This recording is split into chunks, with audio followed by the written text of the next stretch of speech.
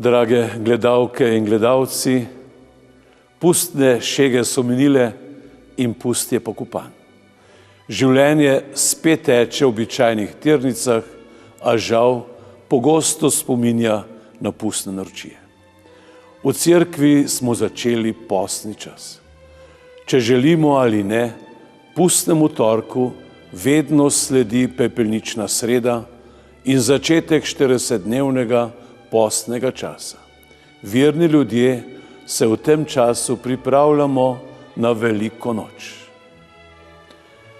Kdor je šel na pepelnično sredo k maši in k obredu pepelenja, mu je duhovnik na čelo potresel ščepec pepela, naredil znamenje križa in pri tem izgovoril besede: pomni človek, da si prah in da se v prah povrneš.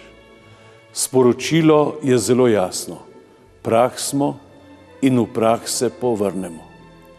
Nekateri duhovniki vzamejo drugačno besedilo, ki opozarja na drug vidik obreda: spreobrni se in veruj evangeliju. Eno ali drugo, obe vabita k premisleku o sebi in svojem življenju.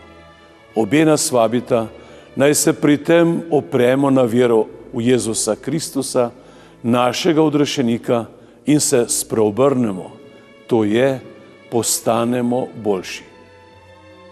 Postni čas danes mnoge spominja samo na hujšanje in na odvečne kilograme, verski pomen posta je močno v ozadju. Vendar je postni čas mnogo več od strahu pred nepotrebnimi kilogrami. Je predvsem zavest, da smo ljudje ranljivi, šibki, grešni in negotovi. Mimogrede nas lahko zadene srčni infarkt ali le malo je potrebno in že smo v globoki depresiji. Post pomeni, da nas Bog ne prepušča naši negotovi usodi. Velika noč ni daleč, čas odrešenja je blizu. Jezus, ki je kot človek delil našo usodo, je vstal od mrtvih. Premagal je tudi smrt. Verni ljudje smo na poti k temu velikemu cilju. Zarja velikonočnega jutra je že blizu. Postni čas je za vsakega izmed nas priložnost, da razmislimo o Božjem usmiljenju in ljubezni. Prvi korak je priznanje sebi in drugim, da potrebujemo Božjo pomoč. Molitev je izraz moje vere in zaupanja v Boga. Kdor ne moli, v Boga ne veruje. Evropske raziskave kažejo, da smo Slovenci med tistimi narodi v Evropi, ki najmanj molijo. Žalostno in zaskrbljujoče. Podobno velja za spoved. Preveč se izogibamo spovednice. Hudobni duh ali hudič po domače nas hoče od Boga odvrniti. Poskuša nas prepričati, tako kot Jezusa v današnjem evangeliju, da imamo pravico, da nam vsi drugi služijo, tudi Bog.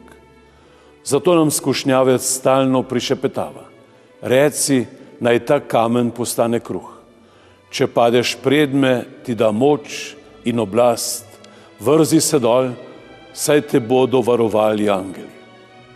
Tako nas podpihuje hudič, tako in podobno nas nagovarja sodobna potrošniška družba, ki bi nas rada naredila za namišljene bogove. Na vseh križiščih našega življenja se moramo odločati za dobro, za Boga ali proti njemu.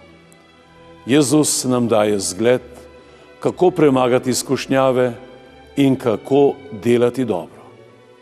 Postni čas je za vse nas, zame in zate, priložnost, da v nemoči svojega življenja ponovno ali na novo odkrijemo moč Božje besede. Človek ne živi samo od kruha, ampak od vsake besede, ki prihaja iz Božjih ust, smo slišali v cerkvi. Življenjske izkušnje mnogih to potrjujejo.